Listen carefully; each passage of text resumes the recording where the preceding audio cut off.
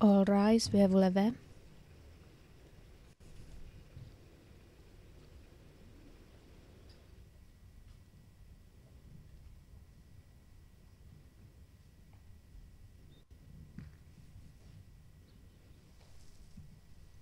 Please be seated, veuillez vous asseoir.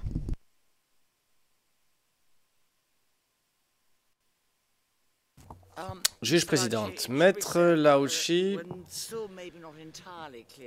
c'est pas encore tout à fait clair comment vous allez l'exprimer sur la prépondérance des probabilités, mais enfin, on va attendre vos arguments.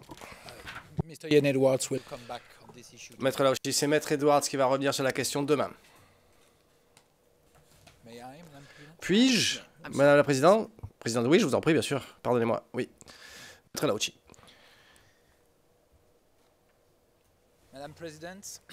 Madame la Présidente, Mesdames les juges, chers collègues dans le prétoire, Mesdames et Messieurs du public dans la galerie et plus généralement tous ceux qui suivent l'audience, en particulier au Soudan et dans les pays voisins. La défense intervient aujourd'hui en réponse aux soumissions écrites du bureau du procureur et des représentants légaux des victimes. Et la réponse aux soumissions orales formulées aujourd'hui par les représentants légaux des victimes sera faite demain, après la déposition du témoin D16 et les soumissions finales, les conclusions de la défense. Le 6 octobre 2025, la chambre d'instance numéro 1 a déclaré mon client, M. Abdelrahman, coupable de l'ensemble des chefs d'inculpation qui étaient retenus contre lui. Ces crimes ont été perpétrés à Khodum, Bindisi, en août 2003, et à Moukjar et Delej en février et mars 2004. Le jugement prononcé par la chambre d'instance ce jour-là est historique. Comme Madame la Présidente, la juge Corner l'a souligné dans une lecture publique d'un résumé de ce jugement le 6 octobre, c'est là la première fois qu'une affaire devant la CPI liée à la situation au Darfour atteint le stade où un procès est conclu et un jugement prononcé. C'est également la première fois que la résolution 1593 du Conseil de sécurité des Nations Unies aboutit à l'émission, à la tenue d'un procès d'instance. De fait, ce jugement, ce procès, ce jugement est le premier jamais émis sur le fondement d'un renvoi du Conseil de sécurité des Nations Unies. Qui plus est, c'est plus important, c'est la première fois qu'un jugement est prononcé en ce qui concerne les crimes perpétrés au Darfour, illustrant les souffrances des victimes. Pour toutes ces raisons, le 6 octobre 2025 est et demeurera une date clé, un tournant dans l'avènement de la justice pénale internationale et pour la CPI. Quelle que soit sa conclusion, l'appel interjeté par M. Abdelrahman ne vise pas à limiter l'importance symbolique de ce jugement du 6 octobre 2025. Et même s'il est trop tôt pour se rendre pleinement compte de la portée de cet appel, ce qui compte, c'est qu'il va se concentrer sur les conclusions de la Chambre sur le rôle joué par M. Abdelrahman, sans remettre en question la matérialité des événements survenus à Khodum et Bindisi ou à Moukjar et Delej. Comme vous le savez, La défense n'a jamais remis en question la véracité de ces événements. Vos conclusions factuelles sur la matérialité de ces événements ne sont pas remises en question. Ils sont définitifs. L'objet de vos conclusions factuelles sur les événements de Kondum, Bindisi, Mukjar et Dalej, dans la mesure où ils n'ont pas trait au rôle de M. Abdelrahman dans ces événements, constitue le cadre de l'audience d'aujourd'hui. Quelle que soit l'issue des débats judiciaires que nous tiendrons cette semaine et la peine que la Chambre pourra décider d'appliquer à M. Abdelrahman, les victimes peuvent être tranquilles. Leur souffrance est reconnue et ne sera pas questionnée pendant cette audience. Cette reconnaissance de leur souffrance pave également la voie vers des procédures de réparation. Enfin, la condition de culpabilité de l'accusé, selon l'article 75, paragraphe 2 du statut, est aujourd'hui avérée. Et même si l'appel renversait cette décision, la défense requerrait et insisterait pour que les victimes bénéficient néanmoins de réparation. L'article 75.2 ne réclame pas que la décision de culpabilité soit définitive. Les preuves dont nous disposons montrent au-delà de tout doute raisonnable que M. Abdelrahman n'a pas les capacités financières lui permettant de contribuer aux réparations. Et donc, ces réparations devront avoir recours au fonds pour les victimes, selon la deuxième phrase de l'article 75, paragraphe 2, et donc aucune raison pour qu'un acquittement éventuel prononcé par la Chambre d'appel puisse éviter les réparations. Les victimes peuvent être sûres que la défense insistera pour que ces réparations aient lieu quoi qu'il advienne. Pour la même raison, après cette audience, la défense prétend vous pousser, la Chambre d'instance, à ouvrir le processus de réparation sans attendre le résultat de l'appel. Vous avez considéré que M. Abdelrahman était coupable, et cette conclusion répond aux conditions de l'article 75, paragraphe 2. Les victimes attendent qu'une réparation significative ait lieu. Cette réparation passera par le fonds fiduciaire pour les victimes. Aucune raison, donc, pour que ces victimes doivent attendre l'issue de l'appel. Donc, votre jugement du 6 octobre 2025, mesdames les juges, est aussi historique, car il ouvre la voie aux premières procédures de réparation des victimes de l'histoire au Darfour. Et pour toutes les raisons mentionnées, le débat de cette semaine sur la peine applicable à M. Abdelrahman n'aura aucun impact sur la dimension historique de votre jugement du 6 octobre 2025. Cette semaine, nous parlons d'autre chose. Nous parlons de quelque chose de complètement différent.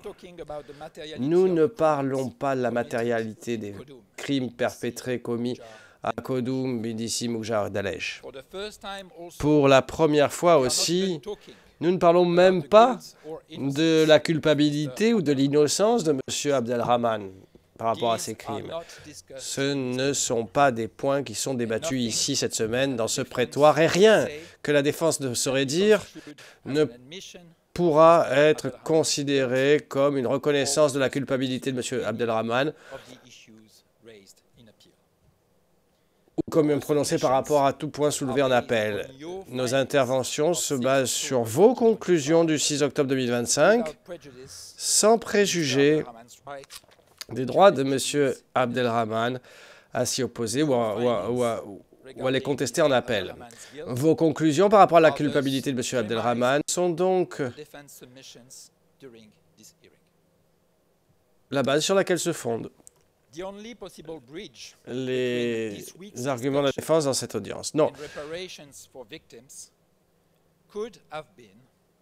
Les seuls biais auraient pu être, par exemple, si les victimes avaient réclamé une rétribution contre M.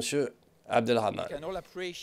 Nous apprécions tous la dignité immense des victimes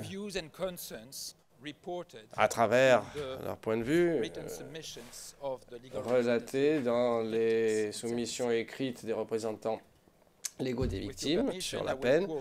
Et avec votre permission, je les citerai pour le public pour s'en rendre bien compte. Paragraphe 16 de cette soumission écrite des représentants des victimes, et je le cite, « Les victimes participantes dans cette affaire ont sans équivoque exprimé leur désir très fort de responsabilité et de justice, ainsi que de paix et de restauration, mais pas de vengeance. » Je m'arrête là. Responsabilité, justice, pas vengeance. Alors, je reprends ma citation. Les victimes participantes ont une grande confiance en la chambre d'instance. Ils ont confiance en l'expérience des juges pour déterminer la peine la plus appropriée à imposer à M. Abdelrahman. Fin de citation. Une décision juridique s'appuyant sur le droit applicable et non pas un appel à une rétribution aveugle. Paragraphe 24, je le cite.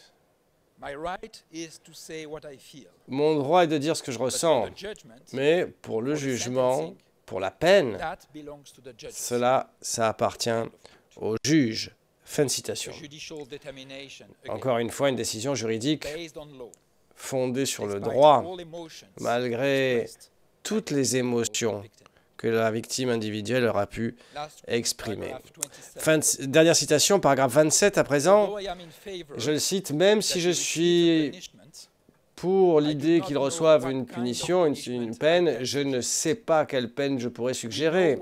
Nous savons ce que nous pourrions faire, mais je sais que ce ne serait pas juste. Voilà pourquoi nous nous en remettons aux juges pour que eux fassent leur travail et décident de la peine appropriée. » Fin de citation.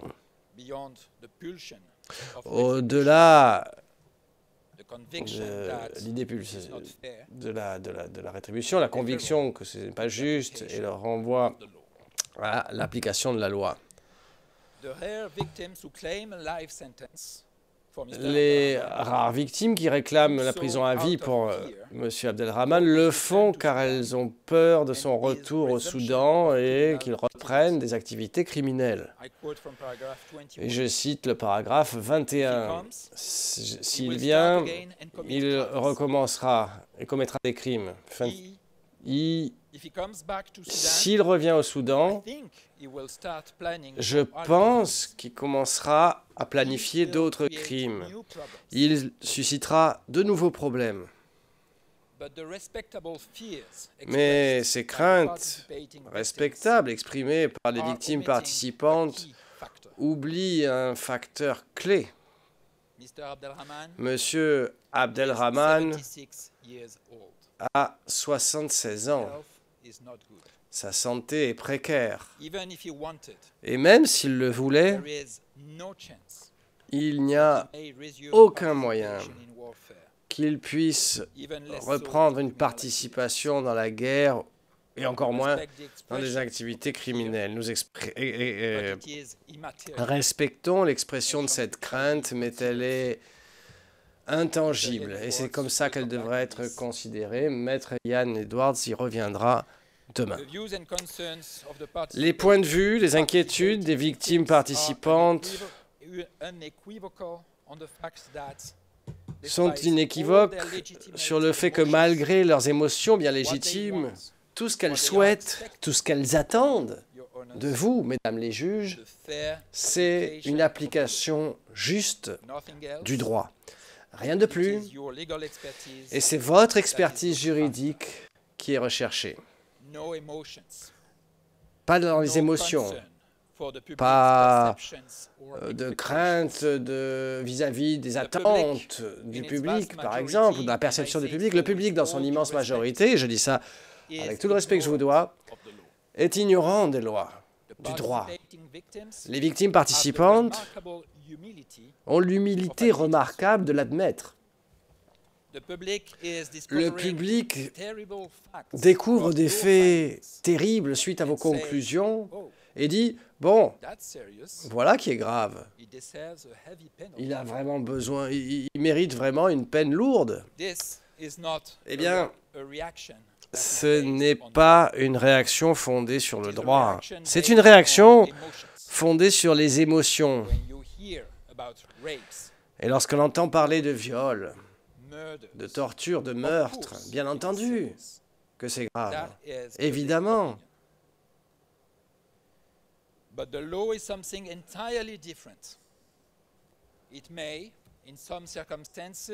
C'est l'opinion publique, mais le droit, c'est différent.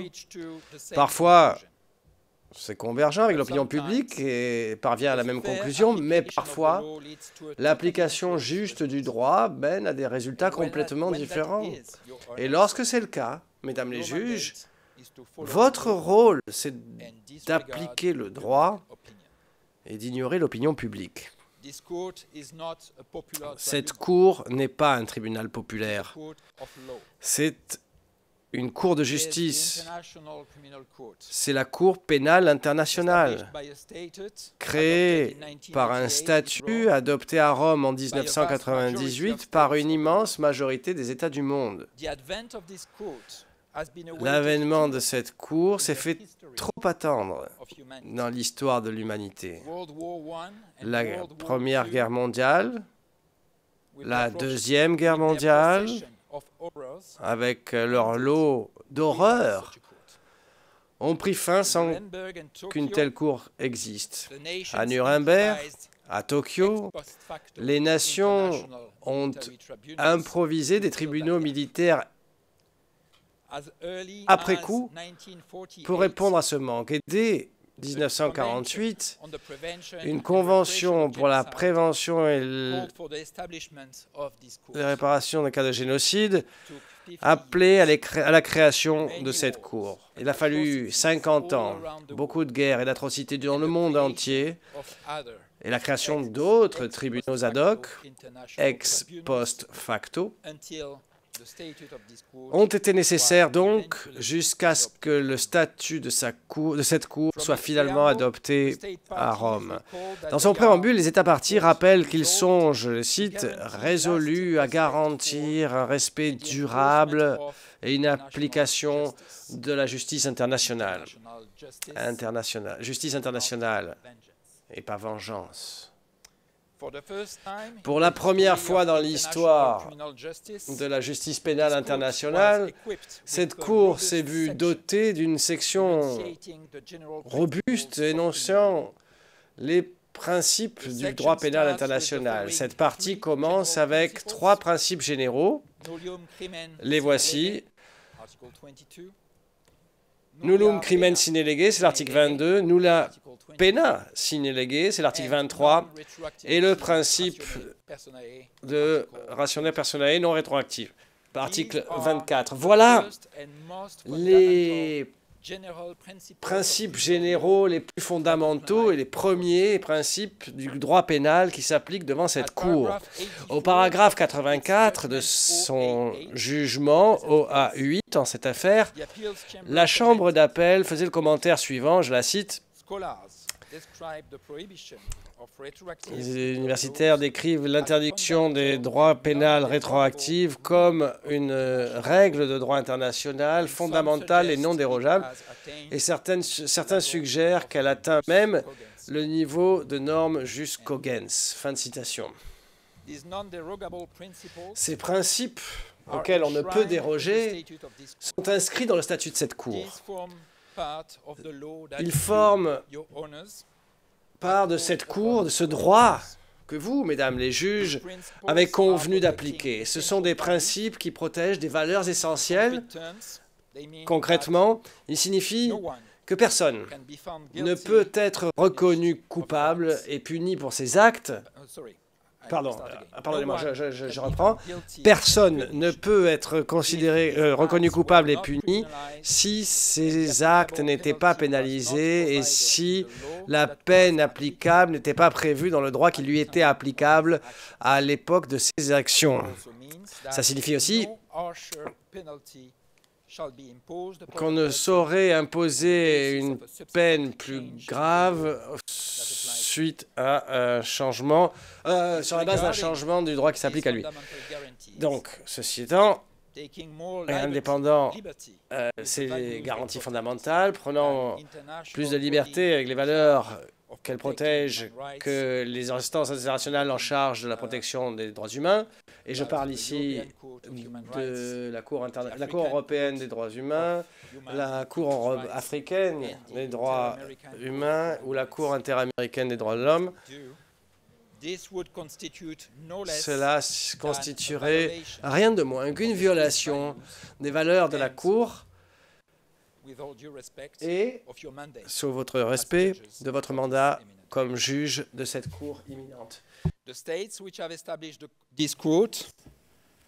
Les textes qui établissent cette Cour, les États, le public, doivent appliquer les standards les plus élevés de la justice et même les victimes participantes qui souffrent et continuent de souffrir des conséquences des crimes commis au Darfour. Toutes sont dans l'attente unanime que vous apportiez une résonance pleine et entière à ces principes fondamentaux. Cette Cour, la Cour pénale internationale, est un phare, un référent de la justice pénale internationale. Et en tant que tel, le poids, la substance et l'effectivité qu'elle apportera aux principes les plus fondamentaux de la justice internationale pénale, comme le nullium crimen, la pena sine lege et le principe de rationa persona et non rétroactif du droit pénal, guidera toutes les nations du monde dans leur évolution de leurs propres droits. Écarter ces principes fondamentaux reviendrait à encourager les systèmes les plus autoritaires, les plus antidémocratiques et les plus répressifs du monde, comme le Soudan en 2003 et 2004. Cela reviendra à vider ces principes de leur teneur et de les violer. Les personnes dans le monde seront poursuivies et punies sur la base des actes qui ne constituaient même pas une infraction au moment où ils ont été commis, et ils recevront des peines plus lourdes que celles qui étaient en vigueur à l'époque. Et si cette Cour écarte ces principes fondamentaux en vigueur à l'époque, si elle leur ôte toute leur teneur et leur nuance,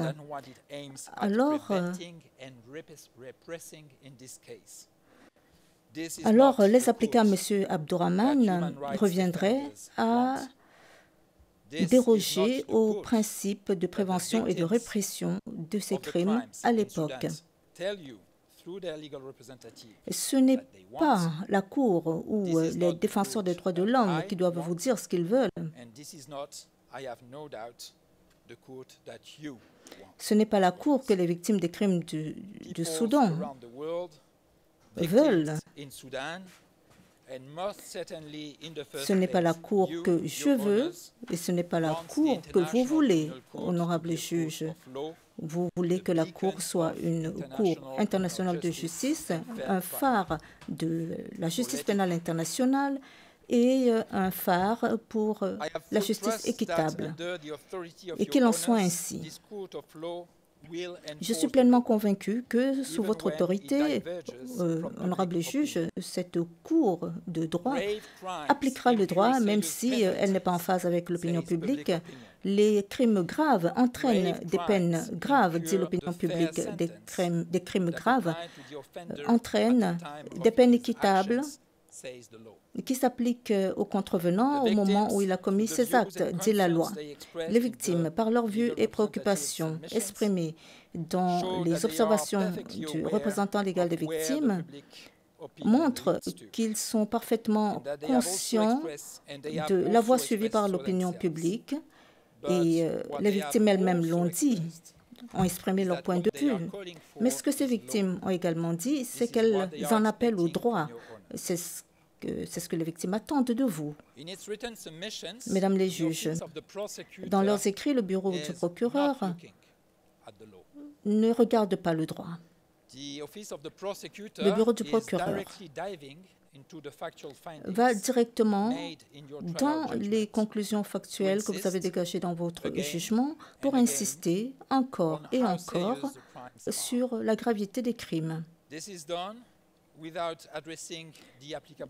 Ceci est fait sans aborder, sans présenter le cadre juridique applicable, sans identifier le droit applicable à M. Abdelrahman en 2003-2004 et sans fournir de références juridiques concernant les peines qui lui seraient applicables. Il s'agit de faits et d'émotions et pas du tout du droit. S'agissant des faits et émotions, le bureau du procureur est certainement beaucoup moins légitimé que les victimes à exprimer une opinion. Les victimes expriment clairement leurs vues et préoccupations.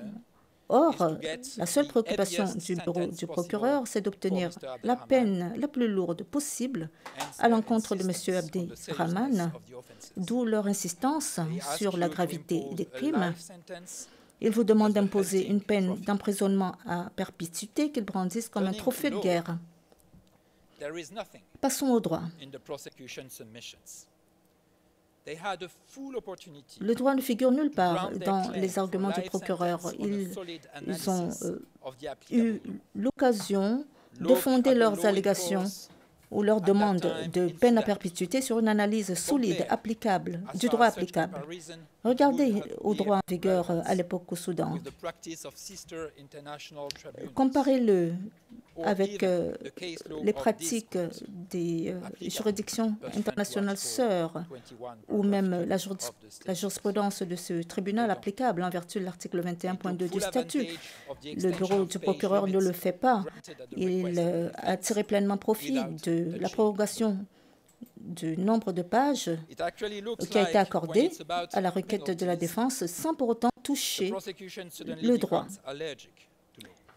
Il semble que lorsqu'il s'agit de peine, le procureur est soudainement allergique au droit. Le procureur essaie en vain de s'opposer à la nouvelle comparution du témoin D0016 et l'admission en preuve de sa nouvelle déclaration écrite.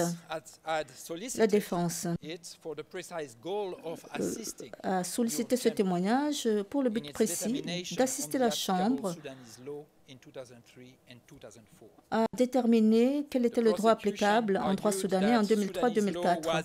Le procureur soutient que le droit soudanais importe peu, n'est pas important, et que ce n'est pas le rôle du témoin des 006-16 de vous dire quelle peine il faut infliger à M. Abdelrahman. La défense ne le suggérera jamais, à savoir que, selon la déposition du témoin D0016 sur le droit applicable en 2003 en 2004, c'est cette déposition qui devrait vous dicter votre décision sur la peine. C'est à vous seul qu'il revient de le faire et non pas au témoin D0016. Et si ma perception de son humilité est correcte, il ne fera jamais cette prétention.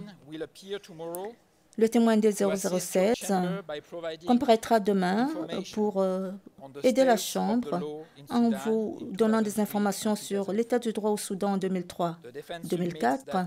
La défense fait valoir que cette information est pertinente pour une série de raisons. En premier lieu, l'application de l'article 24.2 du statut, selon lequel si le droit applicable à une affaire est modifié avant le jugement définitif, c'est le droit le plus favorable à la personne faisant l'objet d'une enquête de poursuite ou d'une condamnation qui s'applique.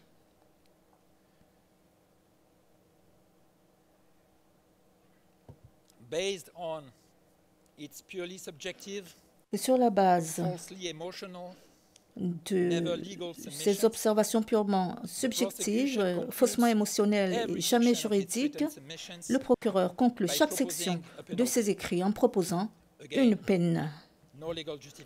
Une fois encore, aucune justification juridique n'est fournie à l'appui de ces propositions alléchantes.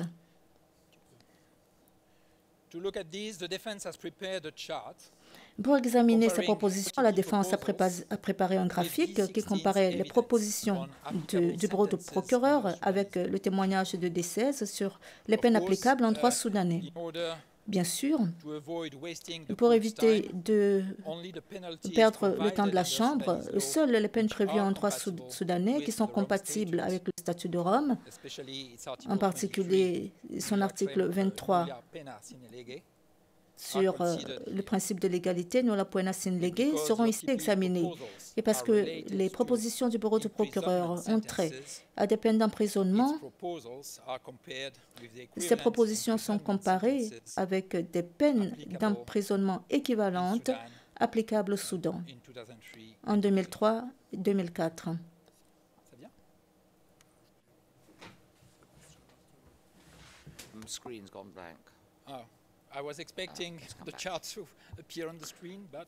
J'espérais que les graphiques seraient projetés à l'écran.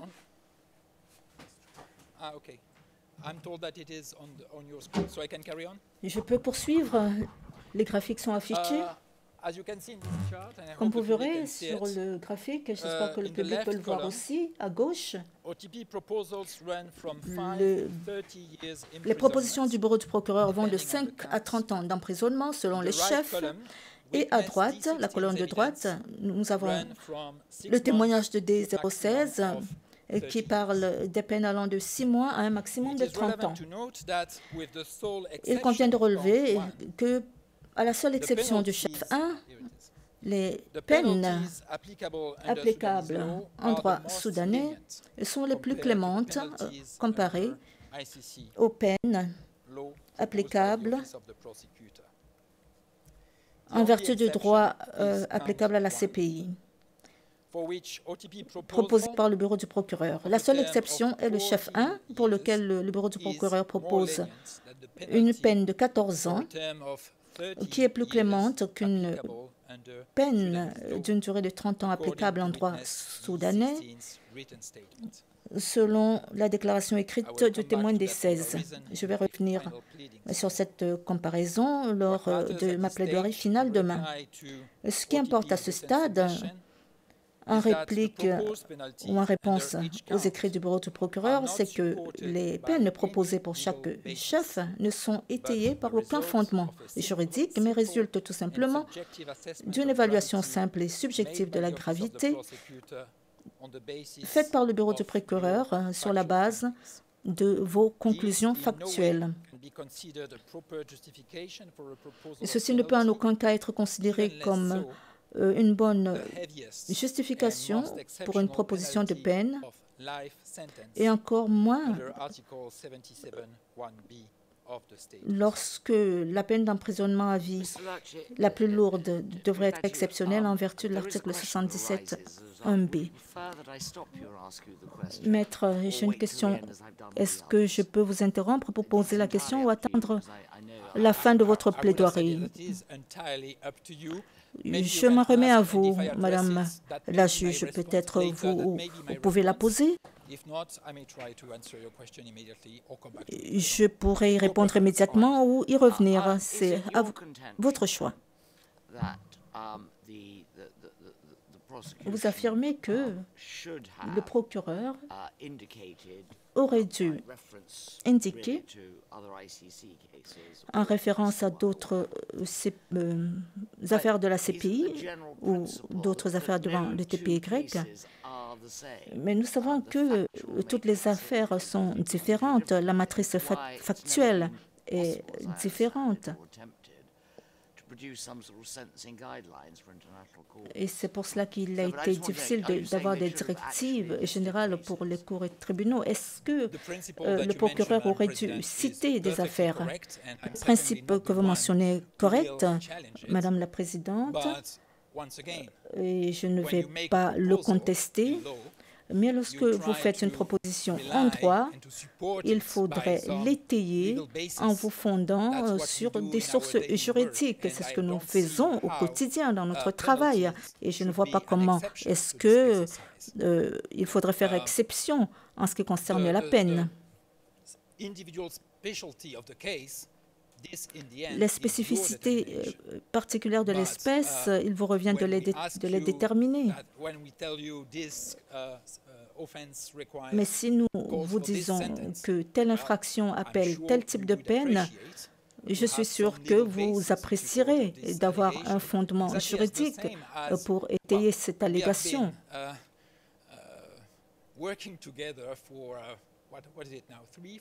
Nous avons travaillé ensemble, nous travaillons ensemble depuis 3 ou 4 ans. Je ne me souviens plus, mais vous n'avez jamais reçu de la défense des conclusions et même du bureau du procureur, sauf pour la peine, où nous voyons que leurs allégations ne sont pas étayées et par des sources juridiques. Je ne vais pas interrompre votre flux, je vais attendre de poser mes questions à la fin de votre intervention. Merci. Votre préférence, Madame la juge. En vertu de l'article 77.1b du statut, l'emprisonnement à perpétuité est réservé pour les cas où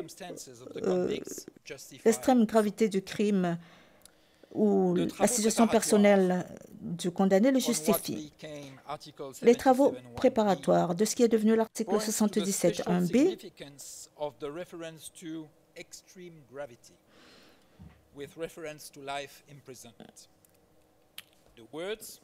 va dans le sens d'une importance particulière accordée à la référence de l'extrême gravité lorsqu'il s'agit de l'emprisonnement à vie. Ces termes ont été ajoutés dans le cadre d'un compromis visant à obtenir l'accord de certains États pour lesquels l'emprisonnement à vie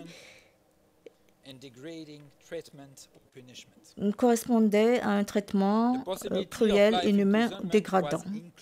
La possibilité de l'emprisonnement à perpétuité a été inclue dans le statut de Rome, partant du principe que son imposition serait extrêmement rare, même dans le rare contexte limité des poursuites menées devant la Cour pénale internationale. La nature exceptionnelle de l'emprisonnement à vie à la CPI crée une présomption favorable à une peine d'emprisonnement à vie fixe d'une durée maximale de 30 ans, en vertu de l'article 77.a. Le paragraphe 167 de ses écrits, le bureau du procureur, après avoir proposé des peines allant jusqu'à 30 ans pour les chefs individuels, a simplement conclu que la peine unique appropriée en l'espèce est une peine d'emprisonnement à vie. Fin de citation. Aucune justification n'est apportée, sauf son évaluation subjective de la gravité du crime, aucune analyse juridique des pratiques de la Cour, devant la Cour en matière de détermination de la peine, aucune justification basée sur les travaux préparatoires, aucun fondement juridique pour étayer la proposition de peine unique, pas de jurisprudence, rien. Rien pour justifier qu'on franchisse le fossé abyssal créé par les négociateurs du statut de Rome entre l'article 77.1a et l'article 117.1b. Aucun motif justifiant un renversement de la présomption d'emprisonnement à temps en vertu de l'article 71a. Le procureur n'a donné qu'une seule phrase en disant que la Chambre devrait imposer une peine unique inférieure à la peine individuelle la plus lourde. Si la peine unique ne peut pas être inférieure à la peine individuelle la plus lourde en vertu de l'article 118.3 du statut, elle n'est pas nécessairement plus élevée. Mais le procureur n'explique pas pourquoi la Chambre devrait aller au-delà de la peine individuelle la plus lourde qu'il recommande dans ses observations écrites. Le procureur commet une erreur de droit lorsqu'il indique qu'une peine unique imposée sur la base des peines individuelles ne dépensant pas 30 ans d'emprisonnement peut équivaloir à une peine d'emprisonnement à vie en vertu de l'article 77(1)b. Pour être imposée, une peine d'emprisonnement à perpétuité devrait être justifiée par, je cite, « l'extrême gravité du crime ». Le crime ici est au singulier, non au pluriel. Une interprétation exacte de l'article 77(1)b signifie que pour imposer une peine d'emprisonnement à vie, la Chambre devrait trouver au moins un crime individuel pour lequel cette personne est déclarée coupable qui atteint le niveau ou le degré d'extrême gravité pouvant justifier l'imposition d'une peine d'emprisonnement à vie. Au moins un crime d'extrême gravité. L'emprisonnement à vie ne saurait être imposé comme une peine unique pour des crimes individuels pour lesquels les crimes qui, individuellement, n'atteignent pas le seuil de l'extrême gravité en vertu de l'article 77(1)b. Les travaux préparatoires sur l'article 78(3) révèlent que cet article résulte d'un compromis, encore une fois, entre deux différentes approches relatives à la détermination de la peine. La première approche consistait à imposer une seule peine conjointe pour tous les crimes dont la personne a été déclarée coupable. Et dans ce cas, la peine d'emprisonnement à vie pourrait être imposée lorsque la gravité de tous les crimes pris ensemble, crimes au pluriel, atteignent le seuil d'extrême gravité. Et c'est ce que le bureau du procureur suggère au paragraphe 167. Cette solution n'a pas été suivie à Rome. La deuxième approche consistait à imposer une peine distincte pour chacun des crimes individuels dont une personne a été déclarée coupable et de dire si cette peine devrait être purgée de manière consécutive ou s'il fallait en prononcer la confusion. Une autre approche, dans le cadre de cette approche, une peine plus une autre prise ensemble n'atteindrait jamais, mise ensemble n'atteindrait jamais, de par leur quantum, la peine d'emprisonnement à vie. Donc, l'option de purger des peines consécutives a été abandonnée car cela résulterait trop facilement à une peine d'emprisonnement à vie de facto, ce qui doit rester exceptionnel. Donc, le compromis final de l'article 118.3 se rapproche de cette proposition, aucune peine d'emprisonnement, à moins que les peines individuelles ne soient concurrentes en elles-mêmes et n'équivalent à une peine d'emprisonnement à vie. À Rome, le coordinateur du groupe de travail sur les peines a proposé ce qui suit, je cite, « Lorsqu'une personne a été déclarée coupable de plusieurs crimes, la Cour indique une peine pour chaque crime et prononcer le quantum de la peine d'emprisonnement à purger qui ne devrait pas dépasser de moitié la peine d'emprisonnement la plus longue prescrite pour les crimes les plus graves. » La référence est un.doc.a/conf.183/c.1/WGP/L.9. Même si vous suivez la proposition de 30 ans pour certains des crimes, et bien sûr, la défense va réfuter fermement cette proposition. 30 ans fois une fois et demi, cela fait 45 ans, ce qui n'est pas possible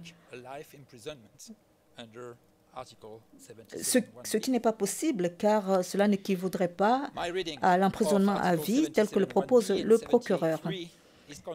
Donc, ma lecture des articles 77.1b et 78.3 est confirmée par tous les commentateurs du statut de Rome. Dans Trifterer, Mark Jennings prend l'exemple de 5 peines distinctes de 20 ans d'emprisonnement pour lesquelles la peine unique pourrait être inférieure à 20 ans et qui pourrait aller jusqu'à 30 ans, mais pas l'emprisonnement à vie. Il en va de même pour le commentateur de Chabas, et le commentaire de KCC, Gaeta et Jones, et le même pour le commentaire, il en va de même pour le commentaire français de Damien Scalia. Contrairement aux travaux préparatoires, contrairement à tous les commentateurs du statut de Rome, et sans aucune base juridique, à l'appui de ces allégations, le procureur a recommandé des peines individuelles allant jusqu'à 30 ans et une peine unique d'emprisonnement à vie. Ce n'est pas ce que les victimes ont demandé. Les victimes en ont appelé au droit. Or, dans les arguments du procureur, le droit n'existe pas. Selon le droit, en particulier l'article 78.3 du statut, si la Chambre suit le bureau du procureur et écarte les circonstances atténuantes, la peine unique pourrait être inférieure à 30 ans, mais ne saurait être plus de 30 ans, conformément à l'article 77.1a, et encore moins l'emprisonnement à vie, en vertu de l'article 77.1b, car aucun des crimes individuels, selon le bureau du procureur lui-même, n'atteint ce seuil exceptionnel. Je vais passer maintenant aux 2 critères cumulatifs d'extrême gravité et de situation personnelle du condamné en vertu de l'article 117.1b du statut. Nous verrons que, comme l'admet le procureur dans ses écritures, ni le premier ni le deuxième critère n'est atteint en l'espèce, s'agissant des chefs individuels. L'extrême gravité du crime peut être difficile à gérer s'agissant des crimes relevant de la compétence de la Cour. Dans le cadre du préambule, ils tombent tous sous la catégorie des crimes les plus graves qui touchent l'ensemble de la communauté internationale. Les nuances existent pourtant. Certains crimes sont objectivement et manifestement plus grave que d'autres.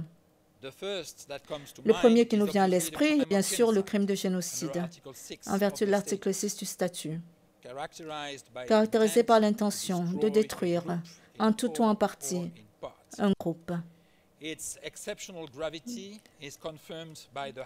Sa gravité exceptionnelle est confirmée et par le nombre élevé de peines d'emprisonnement à perpétuité prononcées par le TPIR ou les tribunaux cambodgiens dans les affaires de génocide. La question de la détermination de la peine était celle de savoir s'il existait des motifs valables de ne pas imposer la peine de mort, ou la peine d'emprisonnement à vie. Mais il n'y a pas de génocide en l'espèce. Le deuxième crime qui nous vient à l'esprit, c'est le crime d'agression, en vertu de l'article 8 bis du statut. Son ancêtre, le crime contre la paix, a été à juste titre qualifié de crime des crimes à Nuremberg, car il contenait tous ces crimes, il comprenait tous les éléments de ces crimes. Une fois encore, ce crime n'est pas abordé ici. L'extermination, constitutive de crimes contre l'humanité, en vertu de l'article 7.1 du statut, est un autre crime d'extrême gravité. Devant le TPY, l'extermination a été punie par l'emprisonnement à vie, en première instance, dans l'affaire Skatic. La peine a été plus tard réduite à 40 ans par la Chambre d'appel. Affaire IT 97-24, et bien sûr également dans l'affaire Lukic, affaire numéro IT-98-32/1. Mais une fois encore, l'extermination n'est pas visée en l'espèce. Le fait que d'autres crimes qui n'atteignent pas le seuil des crimes subventionnés, à savoir des crimes d'extrême gravité, ont été commis dans le cadre d'une attaque généralisée ou systématique dirigée contre une population civile. C'est un élément commun des crimes contre l'humanité en vertu de l'article 7 du statut. Il n'élève pas les autres crimes, comme le meurtre ou la persécution, au niveau de crimes d'une gravité exceptionnelle aux fins de l'article 77.1b. Si le bureau du procureur voulait que M. Abdelrahman soit condamné à l'emprisonnement à vie, il aurait dû le poursuivre pour génocide ou extermination, ce que le bureau du procureur n'a pas fait. Elle ne peut donc pas appeler à l'imposition d'une peine d'emprisonnement à vie sur la base de sa déclaration de culpabilité pour d'autres crimes. Parmi les crimes individuels pour lesquels le bureau du procureur demande la peine la plus lourde de 30 ans d'emprisonnement dans ses écrits, c'est le crime de persécution au chef 11 à 21, au chef 11, 21 et 31. Le bureau du procureur ne cite aucune jurisprudence sur laquelle il se fonde pour justifier la gravité exceptionnelle alléguée de ce crime particulier. La raison en est qu'il n'y en a pas. Il n'y a pas de jurisprudence. Le bureau du procureur demande à la Chambre d'être innovante et de décider, je cite, au paragraphe 73 et 136, de décider que la nature intersectionnelle des motifs de discrimination démontre la gravité cumulée et donc accrue du crime de persécution à l'espèce. Le seul fondement qu'il invoque pour soutenir cette gravité accrue sur la base de l'intersectionnalité, c'est le paragraphe 787 de votre jugement, où vous avez indiqué que, je cite, « Une victime peut subir un risque plus élevé de victimisation en raison de l'intersection de différents facteurs de discrimination. » Fin de citation. Mais un risque plus élevé n'a rien à voir avec la gravité du crime. Un risque plus élevé a trait à la probabilité accrue que une personne devienne une victime. Mais cela n'a rien à voir avec la gravité de la victimisation. Faire subir une discrimination pour des motifs ethniques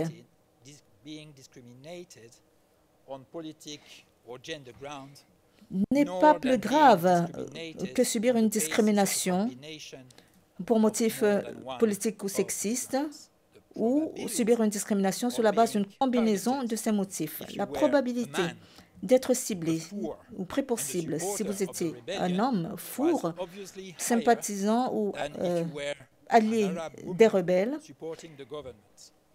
Donc, cette probabilité est bien sûr plus élevée que si vous étiez une femme arabe soutenant le gouvernement. Mais cela n'a rien à voir avec la gravité de la discrimination à laquelle vous pouvez être exposé.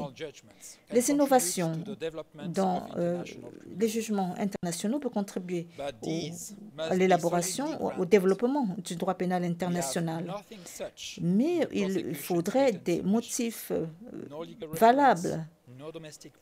Rien dans les écrits du procureur n'a invoqué à cet effet aucune référence juridique, aucune pratique nationale, aucune juridiction internationale, rien. Ce que vous demande le procureur, honorable juge, c'est rien de plus que de créer de nouvelles règles selon lesquelles plus les facteurs de discrimination sont nombreux, alors plus élevée est la gravité de l'infraction.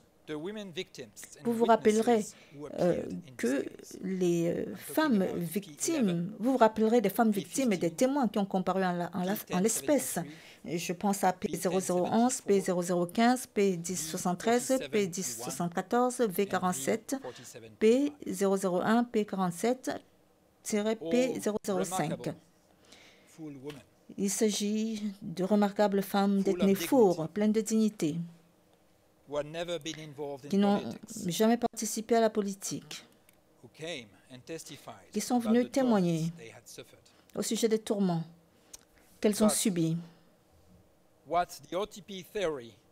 Mais ce que vous dit le bureau du procureur dans sa théorie de l'intersectionnalité,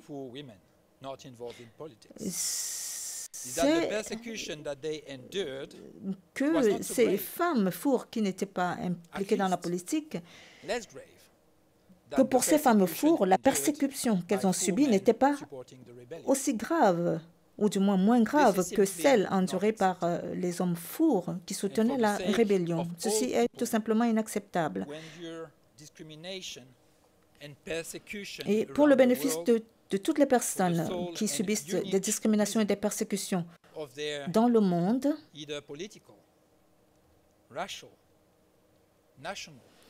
pour des motifs tout simplement d'ordre politique, racial, national, ethnique, culturel, religieux ou sexiste, je vous demande solennellement de ne pas suivre la théorie dangereuse du bureau du procureur sur l'intersectionnalité comme constituant une circonstance aggravante.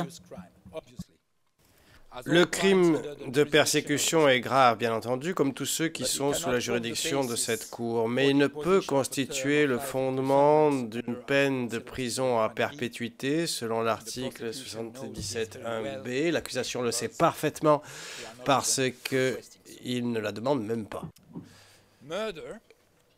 Meurtre, c'est l'autre crime pour lequel l'accusation propose 30 ans d'emprisonnement. Le crime de meurtre est sans aucun doute grave. Il impacte la vie de personnes protégées. Et il est sans doute plus grave que d'autres crimes contre les biens matériels, par exemple. Mais cela ne qualifie pas le meurtre comme un crime d'extrême gravité, comme celui de génocide, d'agression, d'extermination, selon l'article 77.1b, aux fins d'imposer une peine de prison à perpétuité. Le bureau du procureur n'apporte aucun fondement juridique, aucune jurisprudence pour étayer ses écrits. Le meurtre a été poursuivi devant tous les tribunaux internationaux, pénaux, s'entend, sans jamais susciter une peine à perpétuité, sauf s'il était commis conjointement avec les crimes extrêmement graves de génocide, d'extermination, ou lorsque les circonstances personnelles de la personne condamnée le justifient. Malgré sa gravité objective, le meurtre ne répond pas aux critères de gravité extrême tels qu'exprimés dans l'article 77.1b. J'en viens au deuxième facteur, les circonstances personnelles.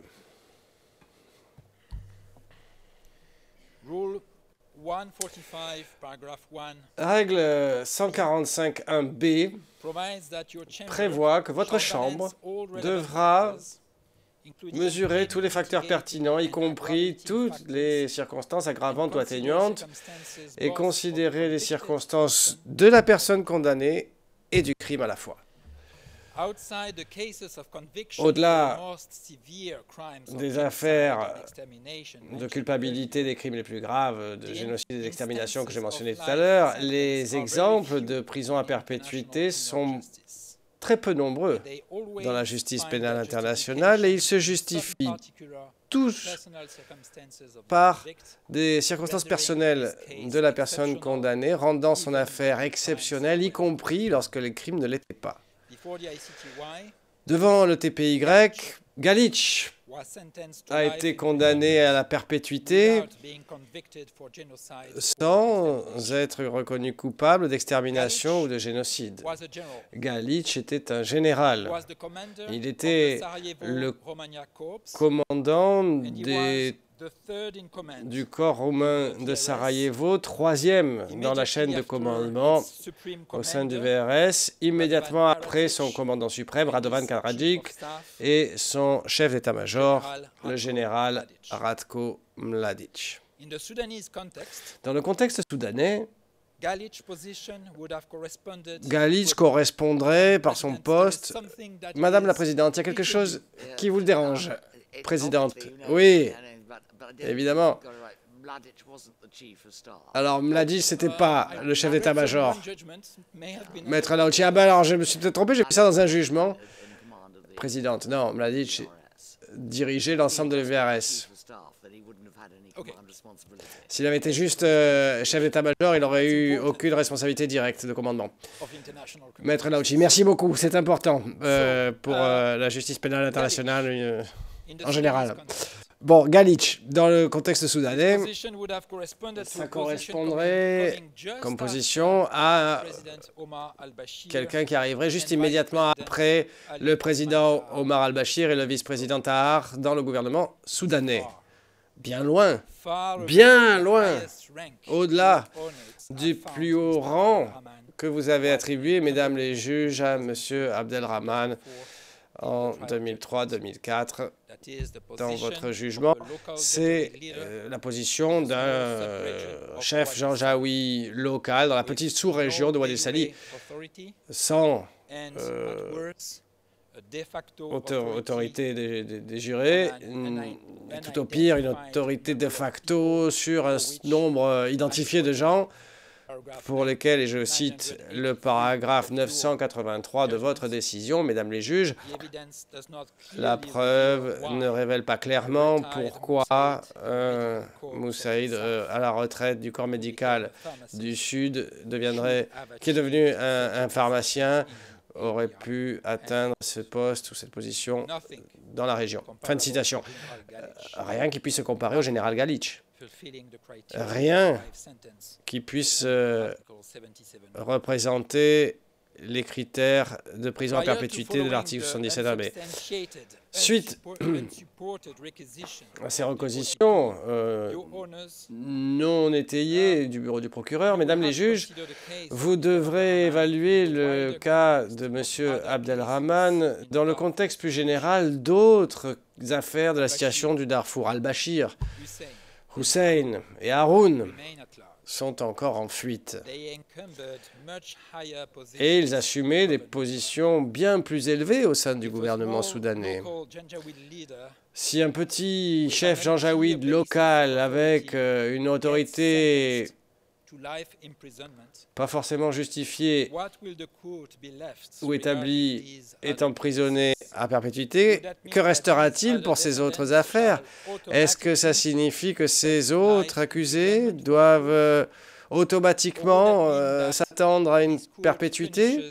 Ou est-ce que ça signifierait que cette cour punit plus sévèrement les petits poissons comme M. Abdelrahman que les gros bonnets d'un pays qui commandaient à l'époque des crimes, ceux qui ont décidé que les crimes allaient être commis, ceux qui ont ordonné l'exécution de ces crimes?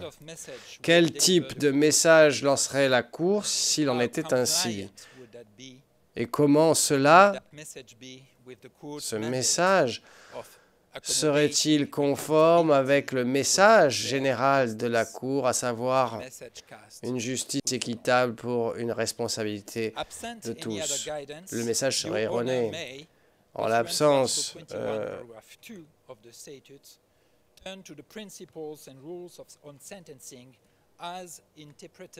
d'orientation, selon l'article 21.2, on pourrait considérer que les principes et les règles de détermination de la peine s'appliquent ici aussi. Encore une fois, le bureau du procureur n'en parle pas du tout dans ses écrits lorsqu'il demande la perpétuité. Nous comprenons bien pourquoi. Thomas Lubanga Diallo était commandant en chef de l'UPC-FPLC et secrétaire national, c'est-à-dire ministre de la Défense, selon le paragraphe 1142 de son jugement. Cette position était bien plus élevée que celle que la Chambre a considérée que M. Abdelrahman assumait. Son autorité des jurés de facto était clairement établie et il a écopé de 14 ans d'emprisonnement en appel. Germain Katanga était président des combattants. Et là encore, je cite le jugement d'instance, paragraphe 1246. Sa position, encore une fois, était bien plus élevée. Son autorité de jure et de facto était clairement établie. Et il a été condamné à 12 années d'emprisonnement. Bosco Ntaganda, vice-chef d'état-major de Thomas Lubanga Diallo, deuxième dans la chaîne de commandement UPC-FPLC, là encore, bien plus élevé, avec une autorité de jure de facto bien clairement établie. La chambre d'instance a identifié 10 000 victimes dans son ordonnance de réparation et il a été condamné à 30 ans d'emprisonnement, là encore, peine aggravée en appel. Dominique Ongwell, au départ, était major, c'est-à-dire un rang entre capitaine et colonel. Et il a été promu colonel, puis brigadier. Et là, je cite les paragraphes 10, 13 à 10, 16 du jugement et 10, 78 à 10, 83. Tous ces rangs sont bien plus élevés que le rang le plus élevé jamais occupé par M. Abdelrahman, à savoir Moussaïd. La chambre d'instance, dans son ordonnance de réparation, a identifié quelques 50 000 victimes. Il a été condamné à 25 années d'emprisonnement, peine aggravée en appel. Alassane, commissaire de la police islamique, selon le jugement d'instance, paragraphe 1063, 1065. Là encore, une position bien plus élevée avec une autorité de jure de facto clairement établie. Et il a été condamné à 10 ans.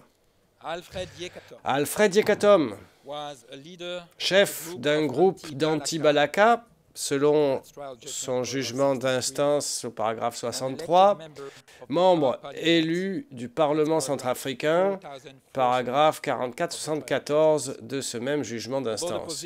Et même si la position de chef d'un groupe d'anti-Balaka pourrait se comparer à celle de chef de Janjaweed qu'assumait M. Abdelrahman selon le jugement d'instance, être un membre élu d'un parlement conférait à Alfred Yekatom une autorité de facto bien plus élevée que celle d'un chef Janjaweed. Il a été condamné à 15 ans d'emprisonnement. Et enfin, Edouard Nguessona, lui aussi, membre du Parlement, paragraphe 896 du jugement d'instance, et il était le coordinateur général pour l'ensemble des anti-Balaka en République centrafricaine, jugement d'instance, paragraphe 60 à 62. C'était une position bien plus élevée, avec une autorité de jure de facto beaucoup plus élevée que celle d'Alfred Yekatom,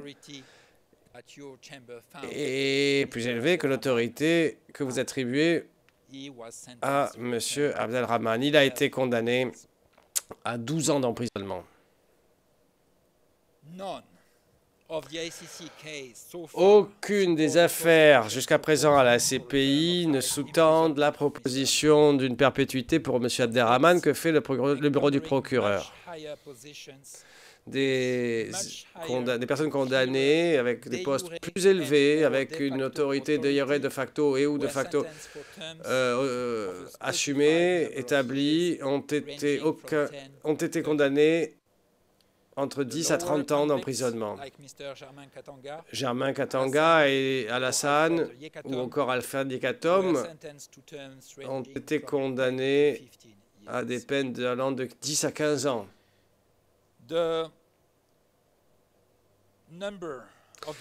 Le nombre de victimes identifiées dans votre jugement ou le nombre de victimes représentées, c'est-à-dire 1500 dans cette affaire sont bien moindres que les chiffres que j'ai déjà mentionnés pour l'affaire Ntaganda, 10 000 victimes au moins, ou pour l'affaire Ongwen, plus ou moins 50 000 victimes selon l'ordonnance de réparation. Le nombre récemment communiqué par VPRS dans sa cartographie ne peut bien entendu pas être utilisé comme une référence par la Chambre dans son jugement, mais ce sont des chiffres qui n'ont pas été vérifiés, qui n'ont pas été soumis à un débat juridique. Les seuls chiffres sur lesquels la Chambre ne peut s'appuyer sont ceux mentionnés dans le jugement d'instance ou le nombre des victimes représentées. Si, mesdames les juges, souhaitaient s'appuyer sur les décisions préalables de la Cour, comme un droit préalable, droit applicable,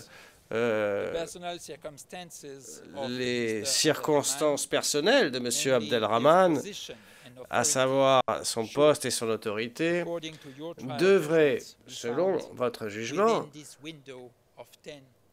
s'insérer dans cette fourchette allant de 10 à 15 ans d'emprisonnement maximum, pas plus.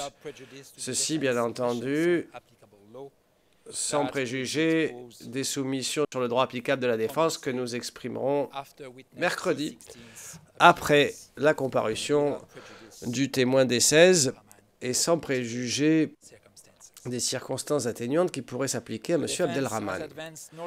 La défense a mis en avant 12 circonstances atténuantes dans son écrit. Je ne vais pas les répéter ici.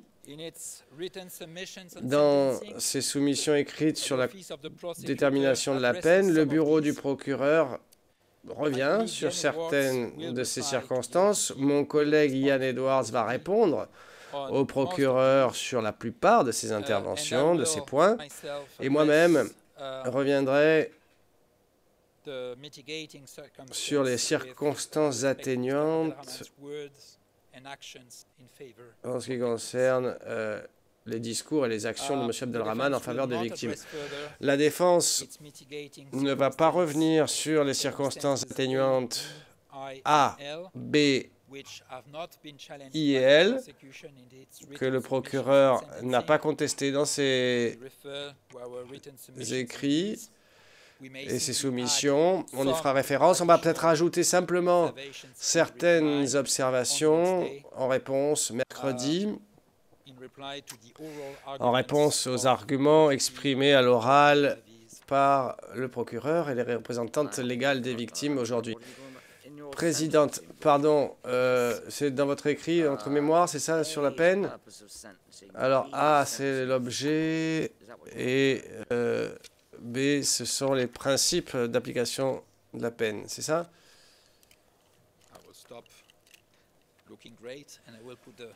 Bon, tant pis pour mon look. Je vous en prie, Madame la Présidente. C'est page 9, oui, c'est ce petit A. Président. Ah oui, oui, je vois, d'accord, ça y est, je l'ai. Alors, vous ne revenez pas sur... Redites, s'il vous plaît. Alors, dans mon intervention orale, je ne vais pas revenir sur... C'est-à-dire, sur ce premier cycle, on ne couvre pas A, B, I et L, parce qu'il n'y avait pas de soumission écrite sur ça. Peut-être aurons-nous quelques mots en réponse mercredi, si besoin. Mais ce sera de toute manière en réponse aux soumissions orales.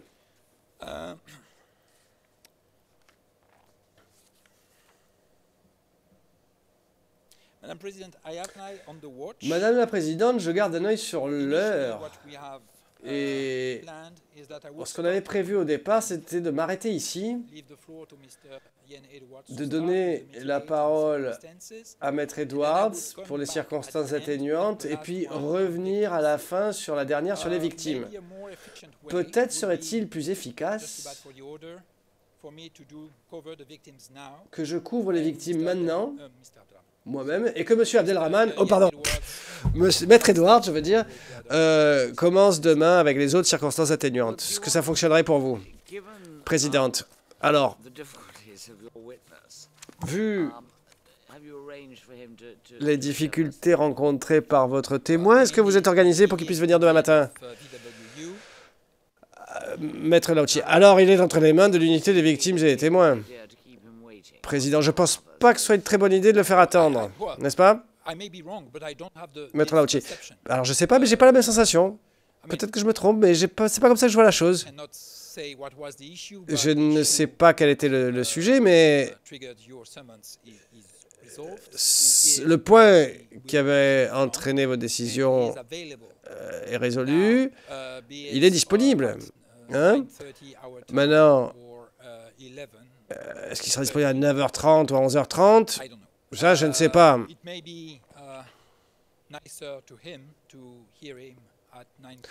Peut-être sera-t-il mieux pour lui de l'entendre à 9h30 puis de commencer à la fin, la fin du premier cycle des soumissions orales après sa déposition. C'est à vous de voir. Présidente, alors peut-être est-ce que c'est préférable, je crois, hein, de déterminer un horaire aujourd'hui. Alors je m'en remets à la greffière d'audience. Est-il préférable de le faire comparaître à 9h30 ou à 11h30? Maître Lauchi, si vous me permettez une suggestion, la greffière d'audience a la possibilité peut-être d'envoyer un petit mail à l'unité des victimes et des témoins pour vérifier, et comme ça on aurait la meilleure solution. Ouais.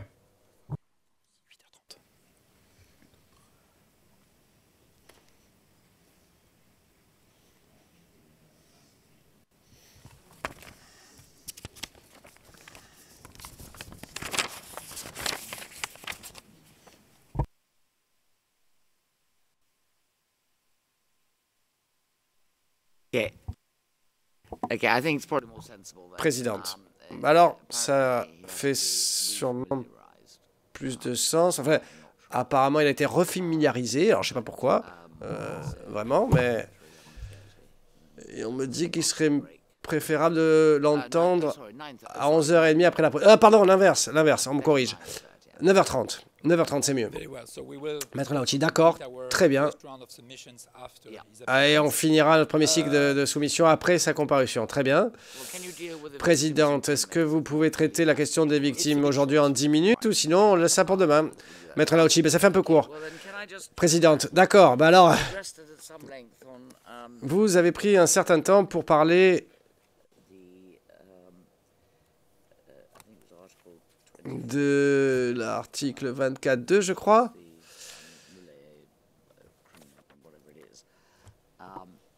Je ne sais plus comment il s'intitule, bon bref. Nous nous sommes prononcés là-dessus, nous avons pris une décision. On a dit... On a rendu une décision, donc je ne sais pas très bien pourquoi vous en parlez. Maître Lauchi, votre jugement traitait de l'application du principe nulle crimen sine lege, n'est-ce pas? Les soumissions sur la détermination de la peine que j'entends faire mercredi portent sur, alors, non pas sur l'article 22 nullum crimen, mais sur le 24, plus précisément 24 paragraphe 2, à savoir le rationné personnel non rétroactif, en particulier en ce qui concerne la détermination de la peine. Président, d'accord, c'est ça que je ne comprenais pas. Ok, j'ai l'article 24 maintenant. J'avais pensé à un moment que vous vouliez revenir sur la question de l'article 22. Mais non. Maître Lauchi, non, mon temps est trop court et précieux pour perdre du temps avec ça. Président, d'accord, parfait alors. Et dans ce cas-là, on va s'en tenir là pour aujourd'hui. Je vérifie juste si j'ai pas d'autres questions. Oui, je vais peut-être revenir sur ce que vous avez dit sur sa qualité de chef local. Bon, mais j'y reviendrai. Oui, très bien. Dans ce cas-là, nous allons lever la séance jusqu'à demain, 9h30. All rise, veuillez vous lever.